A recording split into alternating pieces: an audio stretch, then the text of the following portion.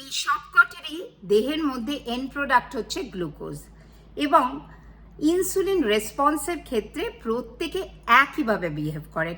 আপনি কি মনে করেন যে হোয়াইট সুগার আপনার দেহে ইনসুলিন স্পাইক করবে আর ব্রাউন সুগার বা গুড় বা মধু ইনসুলিন স্পাইক করবে না? না, কারণ হচ্ছে এদের গ্লাইসেমিক ইন্ডেক্স অলমোস্ট সেম, বরঞ্চ গুড়ের গ্লাইসেমিক ইন্ডেক্স হচ্ছে সুগারের চেয়েও বেশি। তাই গুড় কিন্তু যাদের ব্লাড সুগার আছে তাদের ক্ষেত্রে কিন্তু হোয়াইট সুগারের চেয়েও গুড় আরও বেশি ডেঞ্জারাস। এর মধ্যে মন্দের ভালো হচ্ছে খেজুর বা ডেটস।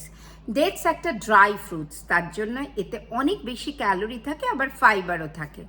তাই আলটিমেটলি মাথায় রাখবেন, এরা প্রত্যেকেই সুগার এবং এন্ড প্রোডাক্ট গ্লুকোজ। তাই এদের পরিমাণ কি পরিমাণে খাচ্ছেন সেটাই ইম্পর্টেন্ট, তাই পরিমাণকে রেগুলেট করুন।